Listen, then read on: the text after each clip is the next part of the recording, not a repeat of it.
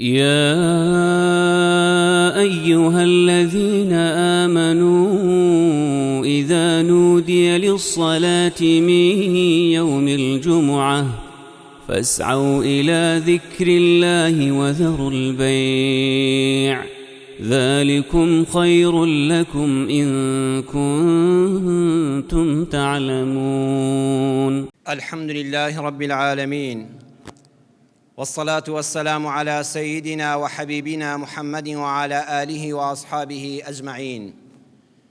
ئیمانداران و خواناسانی زۆر بەڕێز، لە دوای تەواوبوونی مانگی پڕ بەرەکەتی ڕەمەزان، دوای داواکردنی ڕەحمەتی خوای پەروەردگار بۆ تاعەت و عیبادەت قبوڵ کردنمان، بەویستی خوای گەورە زاد و زەخیرەیەکی باشمان کۆ کردوتەوە، شەحنێکی ئیمانیمان پێبێ کە لە یان زەمانگی داهاتوودا سودمەند بین لێی. ئەو گەرم و گوڕەی کە وارمان گرتووە لە هاتوچۆی مزگەوت و لە خواناسی و لە زیکری خوا و لە خزمەتبوونی قورئاندا ئینشاءالله درێژەی پێ بدەین. هەر ئەوەشمان بۆ دەمێنێتەوە. ژیانی دنیا زۆر کورتە بەڕێزان. ئەگەر سەیری مانگی ڕەمەزانمان کردبێ لە سەرەتای یەکەم ڕۆژیەوە، وامان دەزانی زۆرە کەسانێک پێیان وابوو چۆن یەک مانگ بە ڕۆژوو بی، تۆ بڵێ بۆمان بگیرێ، ناڕەحەت نەبین، شەوەکانی بتوانین لە خزمەت شەوانی قەدرابین و تا بەیانی بە ئاگابین.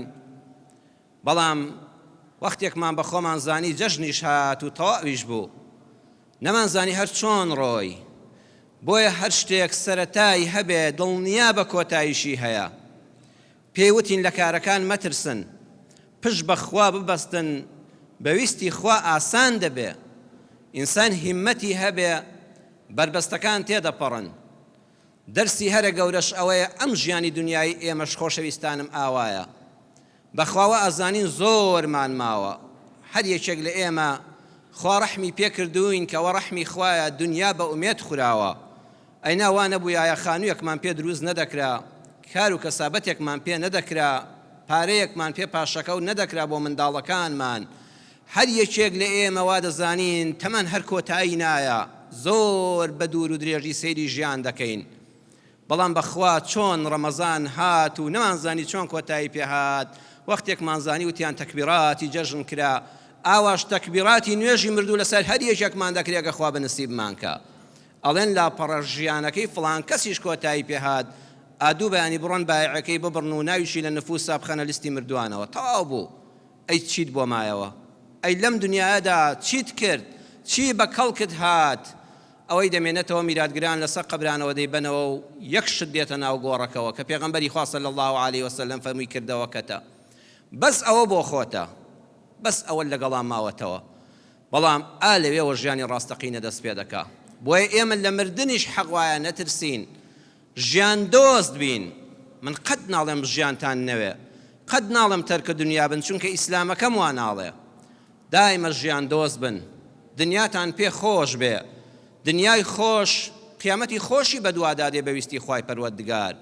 چەند خۆشە دەوڵەمەندێکی باش بی لە دنیادا، چەند خۆشە زانا و خوێندەوارێکی باش بی و بەرهەمت هەبێ. بەڵام گرنگ ئەوەیە قیامەت لە یاد نەکەی. بەخوا عەرزم کردن دنیا هەر ئەوەندەیە خەوێکە تێدەپەڕێ، بەڵام ئەو قیامەتە نەبراوە. بەڵام موژدەتان دەدەمێ، ئێوەی ئەهلی مزگەوت، ئێوەی ئەهلی قیبلا، بەخۆمەوە بۆ جەنابتان، بەخوا هەمومان ئەهلی گوناهین. خۆش داوای لێ نەکردوین ئێمە نە پێغەمبەرین نە فریشتەین، بەڵام گرنگ ئەوەیە کە گوناهمان کردانی پێدا بنین، زوو تەوبە بکەین، بگەڕێینەوە بە سەر ڕێگا ڕاستەکەی ئیسلام. ئەم مژدە خوایەتان لە قورئانی پیرۆزەوە دەدەمێ. لەم وتارەدا دەچینە خزمەت سوورەتی ئەلحیجر، ئایەتی 45 تا 48. 4 ئایەتی قورئانە لە سوورەتی ئەلحیجردا، بەس بەڕاستی دڵمان خۆش دەکا. خۆشەویستەکەم، برامی یان خوشکمی، لەوە ئەچێت لەم جەژنە شاخەمبار بی، دڵی خۆت تەنگ مەکە، وەرە گوێ لەم 4 ئایەتەی قورئان بگرە، دڵت خۆش دەکا. چونکە ئەم دنیاە بە هەر شێوازێک بێ، ئەگەر نەخۆشی، ئەگەر لە ناخۆشی دای، ئەگەر لە گرتوخانە دای، ئەگەر لە دەستی هەژاری دەناڵێنی، خۆڕاگر بە و پشت بەخوا ببەستە ڕۆژێک تێدەپەڕێ قیامەتێکی نەبراوە خۆش لە بەردەم تایە کە بەهەشتە با پەلە بکەین و بچینە خزمەت ئاەتەکان خوای گەورە دەفەرمێ إن المتقين في جنات وعيون ادخلوها بسلام آمنين ونزعنا ما في صدورهم من غل إخوانا على سرر متقابلين لا يمسهم فيها نصب وما هم منها بمخرجين خوای پەروەردگار دەفەرمێ إن المتقين في جنات وعيون ئەوانەی پارێزگارن ئەوانەی کەوا متقین زانایان دەفەرمون متقی ڕاستەقینە ئەو کەسەیە لەو ڕۆژەوە کە دینی خوای پێگەیشتووە لەو ڕۆژەوە کە بۆتە ئەهلی قیبلە تا ئاخر لەحزەی ڕوح دەرچوونی هەمیشە ژیانی پاک بووە لە دووشت قەت بیری بەلای کوفران نەڕۆیشتووە ڕۆژێ لە ئیسلام پاشگەز نەبووەتەوە ڕۆژێ دڵی بە کوفر خۆش نەبووە بەردەوامی خوا سەیری خۆت کە هەمیشە وتوتە خوایە سوپاس بۆ تۆ کە مسڵمانم خوایە کە مسڵمانم هەموو دنیا هی منە ئیسلامەتیەکەت کە وشەی مسڵمانت گوێ لێ بووە کە وتوتە ئیماندارم دڵت گەشاوەتەوە بزانە ئەو نیشانەیە تێدایە ئەو متەقیە ئینسانی متەقی ئەوەیە لە هەموو سەروەت و سامانی دنیا زیاتر دڵی بە ئیمانەکەی خۆشە شانازی بە مسڵمان بوونی خۆیەوە دەکا ئەڵێ ئۆخەی ناسنامەم مسڵمانە ناسنامەم ئیسلامە پاشان بێبەریە لە شیرک هیچ کاتێک لەگەڵ یا ئەڵڵادا بەدەمیان نەهاتۆ یا شتێکیکە فقط یا ئەڵڵا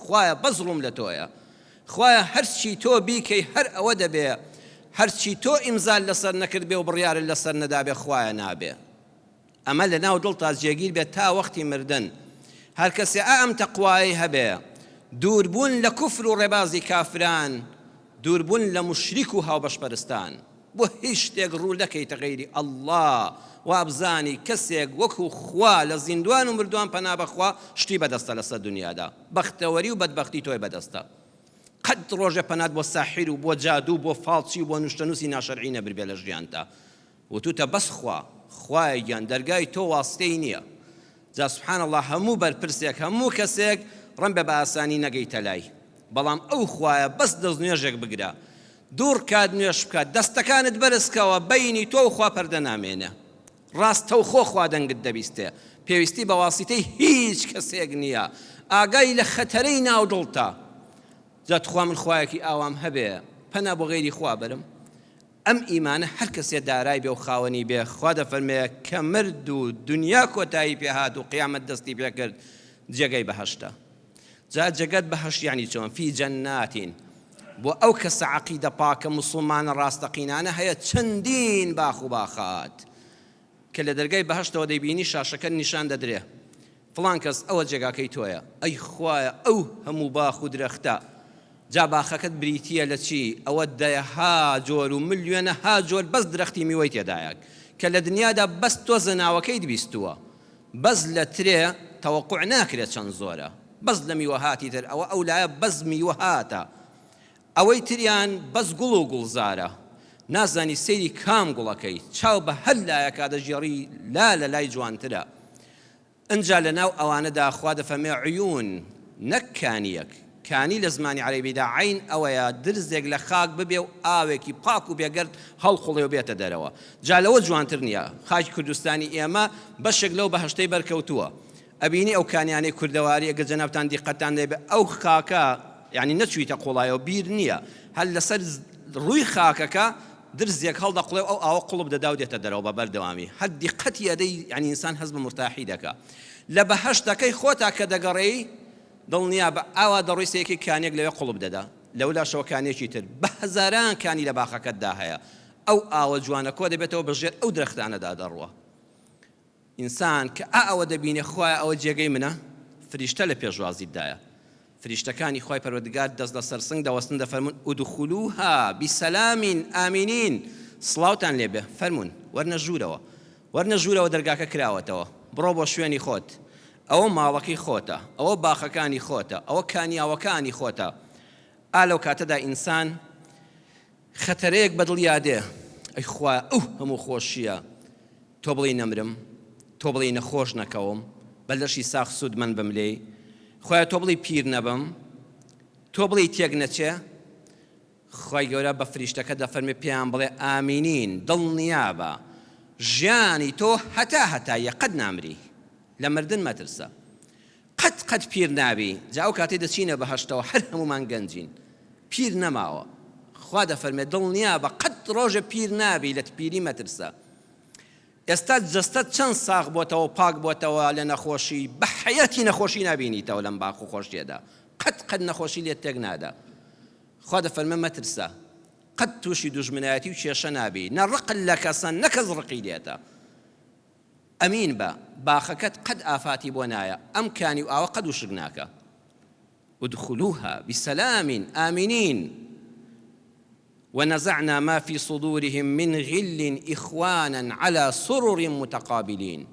پەروەردگار دەفەرمێ دەرمان کرد لەناو سینەیاندا، هەڵمان کەند، نەزعمان کرد، وەکو چۆن کێم و جەراعەتێک لە شوێنەکە بە سرنجێک ڕایکێشی پاچی کەیتەوە، یان شتە قەت ماغەی بەستە بێ بە پاچێ خاکەنازێک هەڵی دەکەنی و لای دەبەی، ئەوەی لەسەر دڵ و سینەی ئینسانە لە غیل. غیل لە زمانی عەرەبیدا واتە ڕقی پەنگ خواردوو، ڕقل لە کەسێک بۆ پەنگی خواردوتەوە نەتوانیوە دەری ببڕی، ساڵ بۆ ساڵ زیاد بووە، جار بۆ جار ئەو ڕقە لە سینە تا بەرامبەری کۆبووەتەوە، ئەوەش لا دەچێت. ئەنجا ئیخوانن. جا قورئان پێمان دەفەرمێ برایەتی دروست نابێت لە بینی تۆ بەرامبەرەکەتە حتا ئێرەت پاک نەکەیەوە. هیچ ئیماندارێک بە برای خۆت نازانی تا سینە لەگەڵیا خاوێن نەبێت. هیچ ئیماندارێکی هاونەتەوە و هاونیشتیمانی خۆت، کوردەکەی خۆت بە برا نازانی تا سینەت خاوێن نەبێت. درۆیە ئەوەی کە بڵێ کوردایەتی ڕاستەقینە دەکەم و دڵی خاوێن نەبێت، چونکە هەموو کوردەکانی خۆش ناوێ. ئینسانیەت لە ناو دەروون تا جێگیر نابێ، هەموو مرۆڤایەتیت بە چاوێک سەماشا ناکەی، خۆشبەختی هەموو مرۆڤایەتی بە ئاوات ناخوازی، بە ناڕەحەتی هەر ئینسانێک لەسەر زەویدا ناڕەحەت نابی هەتا سینەت خاوێن نەبێ. ئیخوانن، ئەگەر دەتەوێت برایەتی ئینسانی ئیسلامەتی نەتەوایەتی تەبێ ئەبێ سینەت خاوێنکەی. لە بەهەشتا سینەمان خاوێن دەکرێتەوە، خوا خۆی خاوێنی دەکاتەوە، پاک دەبیەوە، ئۆخەی ئیسراحەتم کرد. ئەوە لە گەورەترین خۆشیەکانی بەهەشتا. جا کە سینەت خاوێن بۆەوە تەواو ئیسراحەت دەکەی، ئەو بارەی لەسەر دڵ و دەروونت بۆ لا چووە. بەڕێزان هیچ شتێک بەقەدەر ئەوە قورس نییە سنگت ڕقی تێدا بێ بەرامبەر بە کەسێک. منیش و تۆش ڕەم بێ هەستمان پێکرد بێ لە ژیانمانە، ئەو وەختەی ڕقل لە دڵایە بەرامبەر بە کەسێک، ئەزانی چەند ناڕەحەتی و ئەزانی 100 کیلۆ ئاسن لەسەر سنگتە، هەناسەت تون دەبێ، جار هەیە قسەت بۆ ناکرێ، دلێوت دەلەرزێ، ئەوەندە ڕق لە فڵان کەسە. بەڵام کاتێک کە سینەت وا دەبێتەوە ئۆخەی هەست دەکەی ئیسراحەتم کرد. لە بەهەشتا ئەو ئیسراحەتە خۆشەیەکە لە نیشانەکانی ئەوەیە سینە بێکینەیە. ئێمە وتارەکەمان لەسەر ئەوەیە سینەی بێکینە. ئێستا بەرە جەژنە، دووەم ڕۆژی جەژنە، کۆتایی هاتنی مانگی ڕەمەزانە، دەستپێکردنی وەرزێکی نوێیە. لە خواپەرستی بریتیە لە سینەی بێکینە. ڕەحمەتتان لێبێ سینەتان بێکینەکەن، ژیانتان بکەن بە بەهەشت. خوای پەروەردگار دەفەرمێ لا یەمەسهم فیها نەصەب. لە دنیادا جار هەیە بەڕێزان کوردواتەنی ئینسان تێر و پڕە، یعنی لە گەدەدا تێرە، بەخوا حرچی خوا حەز بکە لە ماڵە پێی بەخشیوی، دڵت بۆی بچێ هەیە سەلاجە بکەوە، سفرت ڕازاوەیە، خوا هەمووی پێبەخشیوی، پڕیشی لە پارەدا. زۆر کەس هەیە هەم لە ورگا تێرە، هەم لە پارەیە پڕە، کەچی جەنجار کە دڵی خۆی بۆ ئێمە وەکو ئەمیندارێک کردوێتەوەڵێ مامۆستا دایمە بێتاقەتم، یان زۆر جار حەز بە بێتاقەتی دەکەم، دڵم تەنگە، وەڵڵەهی لە هیچم کەم نییە، نازانم بۆوە. جار هەیە لە ماڵەوە دەڕۆمە دەرێت، دڵم بە هیچ خۆش نییە، ئەو ئۆتۆمبیلە گرانبەهایە، ئەو خانووە، ئەو مەزرعە و باخە خۆشە، کەچی نازانم بۆوام، بۆ بێتاقەتم. خوا دەفەرمێت لە بەهەشتا بۆ یەک چرکەش حەز بە بێتاقەتی ناکەی، قەت دڵتەنگی جارش کە ڕوت تێ ناکە، قەت هەز ناکەی ماندووبی، تەواو ئیسراحەتی کۆتاییە.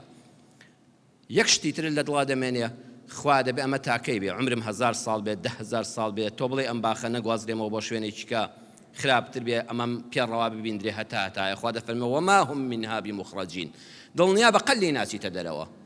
نەباخەکە تۆ بەجێ دێڵێ بە وشک بوون و سەرچاوەکان وشک بن، نە تۆ دەمری نە شوێنەکە لێ دەسێندرێتەوە.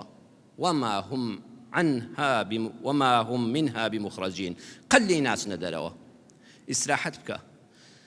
ئەمە بۆ هەر یەکێک لە ئێمە ئیماندارە بەویستی خوا. خۆتانی بۆ حازرکەن بەویستی خوا هەر لە دوای مردنمان ئەمانە ئامادەیە بەڵام ژیان دۆستیش بن ئەم دنیا بکەن بە کێڵگەیەک بۆ ئەوەی ئەو قیامەت و بەهەشتەی پێ بەدەست بێنن ئینسان پێویستە بژی لە پێناوی بەهەشتا نەک پەنا بەخوا گومڕا بێ خۆ بتەقێنێتەوە لە پێناوی بەهەشتا ئەو فکرە سەقەتە بمرم لە پێناوی بەهەشتا نا بژی لە پێناوی بەهەشتا بژی و خەڵکیش با جوان بژین ژیانێکی جوان بژی بەوەی ئەم بەهەشتت بەنسیب بێ ئەم بەهەشتە خوا بۆ ئیماندارانی داناوە سەرچاوەکەشی دڵی پاکە سەلەفی صالح فەرموویانە وەکو لە تەفسیری تەیسیری الکەریم الرەحمان علامە عەبدوڕەحمان ناصر السەعدی لە لاپەڕەی 377 دەفەرمێ سەلەفی صالح فەرموویانە ئەهل الجەنة نەجوا من النار بعفو الله ئەهلی بەهەشت کە خوار لە دۆزەخ ڕزگاریان دەکا یەکەم بە عەفوی خوایە ئێمە بەڕێزان کە خوا لە ئاگری جەهەنەم ڕزگارمان دەکا بە عەفوی خوا دەفەرمێ چونکە تۆ منت بە حەق ناسی وتت ئەشهەدو ئەن لا ئیلاهە ئیلا الله هاوبەشت بۆ بڕیار نەدام بڕوات بە هەموو پێغەمبەرانی خوا هەبوو سەروەریان محەممەدی مستەفا صلی الله عليه وسلم بڕۆ بۆ بەهەشت بە عەفوی خوا لە جەهەنەم ڕزگارت دەبێ ئەو تەوحیدە لە بەهەشت نزیکت دەکاتەوە لە دۆزەخ ڕزگارت دەکات ئەی چوونە ناو بەهەشت جات خوا ئەو هەموو باخ و باخات و کۆشک و وێلا و کانی و ئاوا ئەم چوار ڕۆژەی دنیا و ڕەمەزان و شەو نوێژە بەدەست دێ نەبەخوا بەخوا بەشی ئەوەی کە کردومانە یەک درەختی بەهەشتیش ناکە بۆیە چوونە ناو بەهەشتی ئیمانداران بە ڕەحمەتی خوایە چوونە ناو بەهەشتی خوا بە ڕەحمەتی خوایە بەڵام دەفەرمون واختصموا المنازل وورثوها بالأعمال الصالحة لناو بهشتا صد پلە هەیە هیوا هەیە لە پلە هەرە بەرزەکانی بەهەشتا هیواشە بەس لە دەرگای بەهەشت چۆتە ئەو دیوەوە بەڵام ئەوەی کە لە دەرگای بەهەشت چۆتە ئەو دیوەوە کام پاشای لەم دنیادا دەسەڵاتی هەیە ئەگەر کەسێ هەموو دنیای هەبێ 5 ئەوەندەی دنیاشی هەبێ ئەوەی فەقیری بەهەشت ئەوەندەی هەیە ئەوە کە هەر لەو دیو دەرگاکەوەیە پلەکانی بەهەشت بە ئەنجامی کردەوەکانی خۆتە تا زۆرترت کرد بێ پلە لە بەهەشتا بەرزترە تا چاکترت چاند بێ باشتر بەرهەم دەیێنی بەڵام ڕزگاربوون لە ئاگری دۆزەخ بە عەفوی خوایە چوونە ناو بەهەشت بەکردەوەی خۆ نیە بە ڕەحمی خوایە بەڵام پلەکانی بەهەشت ئەوە بەرهەمی عەمەلەکانی خۆتە بۆیە بەردەوامی خوا دوعا بکەین بڵێ خوایە عەفومان کەی لە جەهەنەم ڕزگارمان کەی و پاشان بەردەوام داوای ڕەحمی خوا بکە هەمیشە بڵێ یا ئەرحەمە الراحیمین بە ڕەحمی خۆت بم خە بەهەشتەوە تەماحیشت هەبێ چۆن بۆ دنیا تێدەکۆشی بۆ قیامەتیش بەڕێزان بێ تەماح مەبە بەلای دەرگاکە ڕازی مەبە بڵێ خوایە پلە هەرە بەرزەکانی بەهەشتم دەوێت کاری بۆ دەکەم کار تەماحم هەیە خوا ئەم تەماحەی پێخۆشە ئەو تەماحەی کە لەسەر حسابی کەس نییە بەرهەمی ماندووبوون و ڕنج و شەو نخونی و بەخشینەکانی خۆتە تەماحت هەبێ بۆ قیامەت خوای پەروەردگار ئەمەی پێخۆشە ئەم سینەی بێکینەیە دەتباتە بەهەشتەوە ئیمامی ئەحمەد لە مسندەکەیدا لە ئەنەسی کوڕی مالیک سەحابەی پایەبەرزی پێغەمبەر صلی الله عليه وسلم دەجێڕێتەوە ئەنەسی کوڕی مالیک دەفەرمێ لە خزمەت پێغەمبەر بووین صلی الله عليه وسلم لە مزگەوتدا دانیشت بووین خۆشەویستی خوا پێش ئەوەی کەسێک بێ و دیار بێ فەرمووی يطلع الآن رجل من أهل الجنة خەڵکینە ئێستا کابرایەک لە دەرگای مزگەوت دێتە ژوورەوە ئەو پیاوە ئەهلی بەهەشتە هێستا کەس دیار نییە ئەوە وحی خوایە بۆ پێغەمبەر هاتووە صلی الله عليه وسلم ئیناخۆ کامیرەیەک نەبووە چاوی لێ بێ کەسێ هەواڵی نەداوەتێ جا سەیری فەرموودەکەکەن ڕەجولون پیاوێکی نەکیڕە و نەناسراوە مەلایەک نەبووە زانایەک نەبووە ناودارێکی نەبووە بە پەنجە ئاماژەی بۆ بکرێ عالمێک نەبووە ڕەجولون پیاوێکە کەستان ناوی نازانن کەس نایناسێ بەس ئەوەندەیە خەڵکی مەدینەیە لە ئەنسارە لە حەدیسەکە یەکەم جار پێغەمبەر صلی الله علیه و ئەوەش ناڵێ دواتر دەناسرێ ڕەجولون پیاوێکی گومناوی نەناسراوە دەفەرمێت پیاوێک دقەیەک 2 دقەی نەبر هاتە ژوورەوە دەستنوێژی گرتبوو ئاو بەڕیشیا دەهاتە خوارەوە نعلەکانی بەدەستی چەپیەوە گرتبوو لە شوێنەکدانێ و هەر لە مزگەوتان نوێژی کرد دیارە دوای جەماعەت بۆ فرێی نوێژ نەکەوتووە دەفەرمێ نوێژی کرد و لەخوا پاڕای و ڕۆیشتە دەرەوە کەس قسەی نەکرد ڕۆژی دووەم بە هەمان شێوە دانیشت بووین لە ساتێکی ترا پێغەمبەری خوا فەرمووی ئێستا پیاوێک دێتە ژوورەوە من ئەهلی الجەنە ئەو پیاوە بەهەشتیە جێگای بەهەشتە هەمان پیاوی دوێنێ هاتە ژوورەوە ڕۆژی سێم بە هەمان شێوە پێغەمبەری خوا صلی الله علیه وسلم هەمان فەرموودەی فەرموو کە پیاوێک لە ئەهلی بەهەشت ئێستا دێتە ژوورەوە بە هەمان تەسمیم کابرا هەمان کەس بوو هاتە ژوورەوە. عەبدوڵڵای کوڕی عەمری کوڕی عاس ئەوانە تەماحی قیامەتیان هەبوو. چۆن لە دنیا دەڵێ ئەرە فڵان کەس بەچی دەوڵەمەند بوو، بەڵکو منیش ئەو ڕێگایە بگرمە بەر. ئەرێ فڵان کەس بەچی بوو بە ئاهلی بەهەشت، هێشتاوا زل و زیندوە پێغەمبەری خوا موژدەی بەهەشتیدایە. ئەگەر دەتەوێت پیاوێکی بەهەشتی ببینی ئەو پیاوە بەهەشتیە. پیاوێک کە نازاندرێ ناوی چییە، نەناسراوە لە ناو کۆمەڵگادا، کەس نایناسێ، بۆ خۆی خەریکی کار و کەسابەتی ڕۆژانەی خۆیەتی. دەفەرمێ عەبدوڵڵا پلانی دانا، جا پلانمان هەیە و پیلانمان هەیە. پیلان بۆ فرت و فێڵ و دوژمنایەتیە، پلانی جوان خەریتەیە، نەخشەیە، نەخشە ڕێگایەکی جوانت هەیە بۆ گەیشتن بە ئامانجێکی دروست. پلانێکی جوانی دانا بۆ ئەوەی لە نهێنی ژیانی ئەم پیاوە بەهەشتی ئاگادار بێ و حەقی خۆشتە. بەڵێ ڕۆیشت وتی براکەم لەگەڵ باوکمە عاجزیم بووە، سوێندم خواردووە 3 ڕۆژ نەچمەوە ماڵەوە، نەوەکو ڕوبەڕووی باوکم ببمەوە قسەیەکمان لێک بژیرێ، ئەتوانم پەنام بدەی و داڵدێم بدەی لە ماڵی جەناب تا بحەوێمەوە؟ کابراژ وتی وەڵڵا کاکە بە میوانداری من ڕازی بی لە خزمەتتام. عەبدوڵڵا هیچ نێتێکی نەبوو، بەس بزانم پیاوە چ دەکا. ئەفەرمێ شەو کە دیقەتمدا تەنها وەختی نووستن زیکرەکانی کرد. 33 سبحان الله، 33 الحمد لله، 33 الله أكبر، جاري صتمتي لا إله إلا الله وحده لا شريك له. آية الكرسي خوان، قل أعوذ برب الفلق، قل أعوذ برب الناس، قل هو الله سيجار خوان ديو برخي خوي دهاد. بخواتا بانگی بياني بلال بانگی داو بيا ولا خوهم نستا. يكشوا نجم لنا بيني. بياني هستاو وتيكاك هستا بانگا ومن هالبخبرم من نخوتم من شاو ديري دكم من وكو جاسوس يقلم الله كده عم زمان بياوت شيكا. ئەویش بێخەم لێی خەوت و هەستاین دەست نوێژمان گرت و چوینە مزگەوت و نوێژی بەیانیمان کرد و نان و چای بەیانیمان خواردەوەی کە خوا بەنسیبی کردبوو. بەخوا ڕۆژەکەشی نانی خوارد و بە ڕۆژوون نەبوو. ڕۆژی دووەم ڕۆژی سێم ڕۆژی سونەتم لێ نەبینی. هیچ خێر و خێراتێکی شەو تۆشم لێ نەبینی، چونکە ماڵێکی سادە و ساکار و فەقیر حاڵی هەبوو. زۆر بەڕێز بوو، بەڵام ئەوەی دیقەتمدا خەڵک دەهات بۆ لای شتێکی دەکڕی شتێکی دەفرۆش معاملەیەکی دەکرد لا يقول إلا خيرا، قسەی خێر نەبێ بەو زمانەی دانەهات. ئەو 3 شەو و 3 ڕۆژە من لەگەڵ یابووم غەیبەتی کەسێکم لێ نەبیست، باسی کەسێکی نەکرد. وەڵڵی خەڵک هەیە الحەمدولای ئێستا ژوایە. من و خۆم خەڵکێکی زۆر خۆشەویستم دەناسم، چەندین جار بە یەکەوە بووین، بە خۆی بە خێزانی منداڵی حەمد و سەنا بۆ خوا. ئەو پیاوەم نەدیوە یەک جار باسی کەسێک بکە، قەت لێم نەبیست و غەیبەتی کەسێک، باسکردنی کەسێک، زەممی کەسێک. وامەزانەوە هەر لە سەدەمی سەحابەدا هەبوو. من بە چای خۆم ئەوانم بینیوە، خۆی و ژن و منداڵی لە عمریا باسی کەس ناکە، هیچ کات لا يقول إلا خيرا، مەگەر باسی کاروبارێکی دنیایی پەیوەندی بە خۆیەوە هەبێ، یان زیکرێکی خوا بکە، یان حەمد و سەنایەکی خوا بکە، یان ئەستەغفر اللهیەک بکە، غەیری ئەوە هیچ شتێک لێ نابیست، یان سڵاوەتێک لێ بدە. وتی بەس قسەی چاکم لێ دەبیست، باسی کەس لەلای ئەو نەدەکرا. وەڵی دوای 3 ڕۆژەکە وتم برا ماندووت کردم. وتی کاکە بۆ خزمەتم نەکردی؟ وتم بەرە وەڵڵا، بەڵام با ڕاستیەکەت پێ بڵێم، گردنم ئازاکە. من درۆیەکی ئەوام لەگەڵ کردی پیلانێک بووە نزیکبوونەوە لە تۆ، نە لە باوکم عاجزم نەقەت بێئەدەبیم بەرامبەر باوکم کردووە. و میوانداریەکەشم تەنها بۆ ئەوە بوو کە پێغەمبەری خوا صلی الله علیه وسلم 3 جار موژدەی بەهەشتی بە تۆدا، 3 جار بە ئێمە وت ئەو پیاوە بەهەشتیە. وەڵڵاهی بەس بۆیەوە هاتم بزانم داخۆ تۆ چیەکەی، بەڵکو منیش بمە ئەهلی بەهەشت.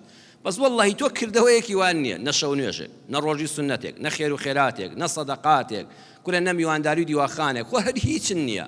بەس نوێژە فەرزەکان دەکەی، بەس ڕەمەزانیشی دیارە گرتووە. وەڵڵاهی قورئان خوێنیشم لێ نەبینی، بەس ئەوەندەی زیکرەکانی شەو فەلەق و ناس و ئیخلاص دەخوێنی، هیچی وام لێ نەبینی. کە شایەنی باسکردن بێت تۆ پێغەمبەر لە دنیادا شایدی باشت بۆ بدە. والله وتی براکەم بەس ئەوەی بەڵام بینیم زمانت سەلامەتە. وتی وەڵی بەس ئەوەی بینی وتە بەخوا نە لێم زیاد کردووە جاران، نە ڕیاشم کردووە لە تۆ لێ زیاد کەم، نە کەمم کردووە نە زیاد، ژیانم هەمووی ئاوا ڕۆیشتووە. خوا حافیزیم کردوتم خوا هەر بەندە ناسە، دیارە بۆ خۆت شتێکت هەیە. بانگی کردمەوەتی تۆ زۆر ماندووی، تۆ کوڕێکی ساڵحی، مادام نێتی خێرت هەیە، وەڵی یەک شتێک شک دەبم، ڕەنبێ هۆکارەکەی ئەوە بێ. وتم چییە؟ وتی إني لا أجد في نفسي غلا لأحد من المسلمين. خوا خۆی ئاگادارە لەناو ئەو دڵەما ڕق و قینم بەرامبەر هیچ موسڵمانێک نییە. ئەوەتی بیرم کردوێتەوە موسڵمان بووم، یەک ڕۆژێ ڕقم لە موسڵمانێک نەبووە لەناو دڵما. ئێستا دڵێکی پاک و بێگەردم هەیە، قەت ڕقم لە کەس نییە. شەوان کە دەچمە سەر جێگەڵم خوای گیان، ئەوەی خراپەی ویستوم، ئەوەی غەیبەتی کردوم، ئەوەی ڕقی لێمە، ئەوەی غەدرم لێ کرد بێ، خوا گردنی هەر هەمویان ئازابێ، بە مرتاحی دەخەوم. بەیانیش زووا دەڵێم خوای گیانگردنی هەموو ئومەتی محەممەد ئازابێ، بۆی دڵم بەرامبەر بە کەس غیلیتیانە بێ. وەڵڵاهی لەناو ئەم دڵەما غیل و غەشی بەرامبەر بە کەس تێدانێ ڕقم لە هیچ کەسێک نییە، هیچ کەس. دومیشیان ئەوەی کە دڵم پێی خۆشە لای خوا، قەسەم بە ئەڵڵا لە ژیانما حەسوودیم بە کەس نەبردووە، چاوم بۆ ماڵی کەس هەڵ نەهێناوە، حساب و کتابی کەسم نەگرتوێتەوە، قەت نەبووە لە دڵما ئەوە دروست بێ بۆ فڵان کەس ئەوەی هەیە، بۆ منداڵەکانی وایە، بۆ خێزانی وایە، بۆ هاوسەری وایە، بۆ ئەو خۆشی دەژی، بۆ من ناخۆشم، بۆ ئەو دەوڵەمەندە من فەقیرم، وەڵڵی چاوم بۆ ماڵ و سەروەت و سامان و خۆشی هیچ کەس هەڵ نەهێناوە، بە خۆشی هەموو کەس خۆشحاڵ بووم، بەشێک لەو خۆشی هەر بە منیش دەگا، بەڵام لە ناڕەحەتیەکەی ئەبێ وەکو ئیماندار ناڕەحەت بم. حەسوودیم بە کەس نەبردووە، دڵم ڕقی بەرامبەر بە هیچ کەسێک تێدا نییە.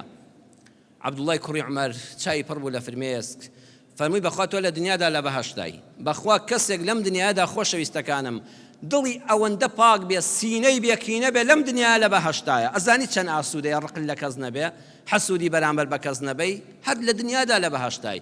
فەرمووی ئێمە ئەوە ناتوانین، بەخوا عیبادەتێکی ئاسانە بەس بەداخەوە پێمان ناکرێ، زۆر شتی گەورەمان پێ دەکرێت کەچی ئەم ئاسانە ناتوانین بەسەر خۆمان ئازاڵ بین. دەی ڕەحمەتی خوا لەو کەسە بێ کە بە پوختی دەژیا، سینەی بێکینە محەممەد سڵاوات. ئەوە شعاری دروشمی جەژنەکانی ئێمە بوو، جاران لە کوردەواریە لە مزگەوتەکانە لە بەیانی جەژنەکانە دەوترا سینەی بێکینە، سینەی بێکینە لە محەممەد دەوەشێتەوە صلی الله علیه وسلم، بەخوا سینەی بێکینە بوو، قەت ڕۆژێ ڕق لە دڵیانە بۆ ئەو پێغەمبەری خوایە. دەتخوا ئێمەش ئومەتی ئەو پێغەمبەرین، توخوا بە قەدری یەکتر بگرین، ئێمە دوای مردن بۆ یەکتر دەگرین، دوای مردن تەعزیەش قەدەغە بێ بەدزیەوە تەعزیە بۆ یەکتر دادەنین، دەتخوا تا لە ژیانان بادڵی یەکتر عاجز نەکەین، تخوا ژن و مێردەکان تا لە دنیادان ڕێزی یەکتر بگرن، لە یەکتر ببورن، تخوا باوکو ئەولادەکان تا لە دڵنیادان دڵی یەکتر مەڕەنجێنن. دوای مردن تەعزیەم بۆ چییە؟ دوای مردن گریان چ سوودێکی هەیە؟ چوونە سەر قەبران و نۆ جەژنە. تخوا بە ئەم چەند ڕۆژەی دنیا ئاگامان لە دڵ یەکتر بێ ئەهلی مزگەوت، میلەتی کوردی مسڵمان، ئەم میلەتی ئێمە دڵپاکی زۆری تێدایە، ئێستاژ الحەمدولله زۆرمان تێدایە، ئەوانەمان کەواین بە بەرەکەتی ئەو دڵە پاکانەوەیە کە خێر و بەرەکەت ژڕومان تێدەکا، ئەوەی کەوانین ئەم وتارانە بۆ ئەوەیە ئەو بەهەشتە هەیە، جا توخوا حەیڤنی ئەو هەموو خۆشیە لە پێناوی ئەوەدا لە دەست خۆت دەی کڕقت دڵت پڕ بێ لە قین، یەکەم خۆتی پێدەکوژی، دووەم زەرەدیش لە بەرامبەر نادەی، بەس خۆت دەخۆیتەوە. لە ئێستاوە لە ناو مزگەوتا بڕیار بدە خوا دڵی خۆم پاک کردەوە، بڵێ خوا گەرنی هەموو کەس ئازابێ. ئەگەر ڕقل لە کەسێکە دوای جومعە تەلەفۆنێکی بۆ بکە بڵێ فڵان کەس گردنت خۆش و ئازابێ، بەخوا هیچم لەگەڵتان نییە، دڵم پاک بۆ بەرامبەرت. ئەزانی ئەمڕۆ چەند مرتاح دەبی، چێڵەمە دوا ڕۆژی ژیانن نابێ، بۆ ئەو بەهەشتە بەدەست نەهێنی. میلەتی کوردی ئێمە ئەو دڵپاکانەی زۆر تێدا بوون، تەنها دۆستی سەر سفرە و ڕۆژە خۆشەکان نەبوون، لە تەنگانە شابەیەکەوە بوون. ئێمە مانگی چوار تێپەڕیادی ئەنفال بوو، ئەم ساڵ چونکە لە مانگی ڕەمەزانە کۆمەڵە وتاری تایبەتمان هەبوو، نەمانتوانی باسی ئەنفالەکانی میلەتی کورد بکەین. بەرهەمی جوانیش نووسرا، برای ڕۆشنبیر و نووسەری بەتوانە کاک عارف قوربانی ئەم ساڵ کتێبی نێرگز لە دۆزەخی ئەنفالای نووسی بۆی نادم خوێنمەوە زۆر بەقووەت بوو.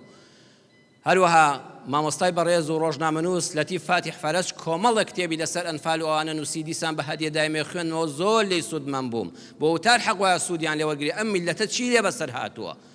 بەڵام ئەوەی لە هەمووان جێگەی سەرنجتر بوو، سەرنجی ڕاکێشام و پێم خۆش بوو بۆ ئێوەشی باسکەم وەکو ئاسوودەبوونێک بۆ میلەتەکەم کە بزانین خەڵکی ئێمە ئاوامان تێدا بووە، نابێ ئەو پیاوانەمان لێ ببڕێن.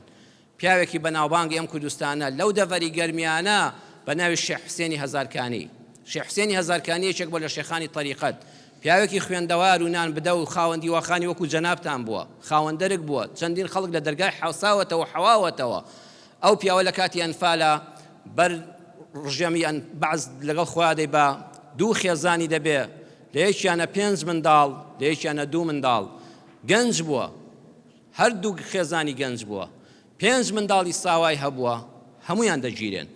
کاتێکەوە دەیانبەن بۆ نوگرە سەلمان، بۆ تۆپزاوە دواتر بۆ نوگرە سەلمان، بە چاوی خۆی دەبینێ چۆن ڕۆژانەکە خەڵک دەمرێ، چۆن لاشەی ئەو منداڵانە فڕێ دەدرێتە بەردەمی سەگە ڕەشەکان و دەیان خۆن.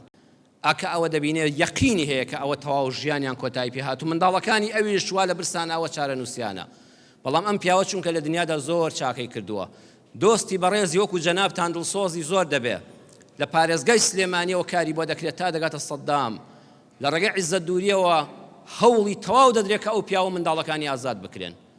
ئەوانەی کەوا لە دیواخانەکەیان نانیان خواردووە، ئەوانەی کەوا ڕۆژی مەردایەتی بە دەمیانەوە چووە، هەموویان دۆستی چاکی دەبن، تەواوی محاولەی بۆ دەکەن دەبێ ئەو پیاوە ئازاد بکرێ. ئەمری مەرسومی جمهوری بۆ دەردەچێت کە ئەو پیاوە تاقە کەسێکە بەخۆی بە هەردوو ژن و حەو منداڵەکەیەوە ئازاد بکرێ. با بێتەوە لە کوردستان لەکوێ دەیەوە بە ئیسلاحەتدانی شێوشتیشی بدرێتێ. ئەو خەبەرە دەدرێت بەو لەو دۆزەخی مەرگەدا ئەڵێن مژدە لێبێ خۆت ئازادی، ژنەکانت ئازادن، منداڵەکانت ئازادن، لەکوێدا دەنیشی دانی شەشتیشت دەدرێتە لەلایەن حکوومەتەوە. تۆ پیاوێکی بەڕێز و خاوەن کەسایەتی. ئەڵێ ئەو هەموو خەڵکە، ئەو هەزاران خەڵکە لە ژن و پیر و منداڵ و هەمووی هاوارێتی و دەناڵێنەوە بەدەم مەرگەوەیە. ئەڵێن ئەوانە حیسابیان تەواو بوو، تۆ حەقی ئەوانە نەبێت، تۆ خۆت ڕزگار کە فرسەتە ئەمرێکی تایبەت بەس بۆ تۆ دەرچوە لە ئەنفالە. ئەڵێ بەخوا قبوڵی ناکەم. ئەو خەڵکە دڵیان بە من خۆشەکە لەگەڵیانە. ئێمە شەو ڕۆژی ژیانی خۆشی بەیەکەوە بووین. ئێستا من خۆم ڕزگار کەم و خۆم و ژن و منداڵەکانم، بەڵام ناموس و کەرامەتی ئەو خەڵکەوە لە ژێر پێدا و منداڵی ئەو خەڵکە سەگ دەیخوا. من خۆم ڕزگار کەم، بەخوا قبوڵی ناکەم. دۆستەکانی سێ جار دەچنەوە بۆ لای کوڕە پیاوی چاک بە، کوڕە تو ئەزانی چی لێ دێ؟ ئەزانی چی لێ دەکرێ؟ خۆ بە چاوی خۆت دەبینی. خۆت ڕزگار کە و فرسەتە، ئەمە بۆ کەس هەڵ نەکەوتووە، داخۆت چنانێکت بەخشیوە هاتۆتەوە ڕێگات. ئەڵێ بەخوا قبوڵی ناکەم. بە هەموو سەرکردایەتی حکومەتی ئەو کاتە بڵێن یان تەواوی میلەتی کورد دەبێت لەو ئەنفالە ڕزگار بکرێ، یان بەخوا بە تاقیتەنیان نایەمە دەرەوە. ئەڵێن کەیفی خۆتە پاڵێکی پێوە دەنێنەوە بۆ ناو سجنەکە، بەخۆی بە ژن و منداڵەوە گۆڕون دەبێت، کەس نازانێ ئێستاش چی لێ هات و گۆڕەکانیشی نەدۆزرایەوە. ئەوە سینەی بێکینەیە. ئەو کاتێک کە لەگەڵ کەسێکا بووی دۆست بووی، ئەی چەند جوانە لە تەنگانەیە بەجێی نەهێڵی. ئەگەر ئاوا بووی بەهەشتی خوا جێگاتە، ئاوا بووی مێژوو بە فەخرەوە ناوت دەنووسێتەوە. ئەی سەرکردەکان، ئێوە لە شاخە لە برسێتیدا کە پاتەی لاسیکتان لە پێدا بوو، کە قاتێ جلی شڕتان لەبەرا بوو، دەتانگوت دۆستی میلەتین، ڕەنجدەرین، تێکۆشەرین، کورد پەروەرین، کوڕی میلەتین. ئەمڕۆ خۆتان گەیشتونە کورسی و کولێرە، توخوا پیاو بن، مرد بن، موسڵمان بن، ئەو میلەتە لە یاد مەکەن. جەژنە و گەلێک کەس بەبێ نازی جەژنی کردوێتەوە. گەلێک مرد و پیاو هەیە دانی بەخۆیان گرتووە، بەس ئەوەیە نانی هەیە، نان بەس ئەوەیە بە حاڵ دەژی. بەڵام هێندە مرد و قارەمانە سوالیش ناکەوە، لە کەسیش ناپاڕێتەوە. بەڵام ئێوە قەرزاری ئەو میلەتن. ئێوە وەکو شێخ حوسێنی هەزارکانی لەگەڵ میلەتی خۆتاندا بژین، بمرن، هەر یەک پارچە لە کولێر و دەسەڵاتەکەتان بخەنەوە بەردەستی میلەت. بەخوا خەڵکیش دەبوژێتەوە. خواش ڕەحم بە هەمومان دەکا. دنیا بێوەفایە، دنیا بێوەفایە. ئەو قیامەتە لە خۆمەوە بە جەنابتان دەڵێم، توخوا بە قیامەتمان بە قوربانی دنیایەکی کاتی نەکەین. با سینەمان سافکەین، سینەی بێکینە جێگەی بەهەشتە، دڵی پڕ لە قین و غەزەب ئەبێت جەهەنەم پاکی کاتەوە، لە دنیادا پاکیکەوە بەدەستی خۆت. مەی خەبەردەمی جەهەنەم، مەی خەبەردەمی مارەکانی جەهەنەم. بەڕێزان، ئەوەی ڕق و قین لە دڵا دروست دەکا، ڕەم بێ پرسیارێک بە لای جەنابەت، باشە بەچی مرۆڤێک کە بە مناڵی لەدایک دەبێت پاک و بێگەردە، خۆ مناڵ ڕقی لە کەسە نە، بەچی ئەم ڕقا لە ناو دڵا کۆ دەبێتەوە؟ لەگەڵ ما بن ئینشاءالله لە وتاری جومعەی داهاتوودا ئەگەر تەمەن باقی بەوە ماین، ئینشاءالله لە خزمەتتاندا دەبین. ئەو وتارەش باز دەکەین. یا ڕەبی خوایە سینەمان لە کینە پاکەیتەوە یا ئەڵڵا، خوایە سینەمان لە کینە پاکەیتەوە یا ئەڵڵا. خوایە ئەو ڕۆژەی کە لە دنیا دەردەچین ڕق و قینمان بەرامبەر بە هیچ موسڵمانێک لە دڵا نەبێ. پێش مردن خۆمان پاکەینەوە. خوایە لە گوناهەکانمان خۆش بی، خوایە لە گوناهەکانمان خۆش بی، لە مردوەکانمان خۆش بی، شیفای نەخۆشەکانمان بدەی یا شافی، شیفای نەخۆشەکان داوا لە تۆ دەکەین یا شافی یا ئەڵڵاه. ئەوەی نەخۆشە خوایە شیفای بدەی، ئەوەی دڵ بە خەمە خوایە ڕزگاری کەی، ئەوەی دڵ بە خەمە خوایە خۆشی بخەیتە دڵیەوە یا ئەڵڵاه. خوایە دڵەکان بەس بە تۆ خۆش دەبن، ئەوەی غەمبارە خوایە دڵخۆشی کەی، ئەوەی کێشەی خێزانی هەیە خوای ئیسلاحی حاڵی بکەی، ئەوەی منداڵی ناساڵحە خوایە منداڵەکانمان ساڵح کەی. یا ڕەبی خوایە ئەوەی نیەتی پێی ببەخشی، خوایە تاعەت و عیبادەتی مانگی ڕەمەزانە لێ قبوڵ کردبین، خوایە شەیطان و نەفس زاڵ نەبێتەوە بەسەرماندا و کردەوەکانمان بەتاڵ نەبنەوە. ئامین ئامین یا ئەرحەمە الراحمین. يا أيها الذين آمنوا إذا نودي للصلاة من يوم الجمعة فاسعوا إلى ذكر الله وذروا البيع ذلكم خير لكم إن كنتم تعلمون.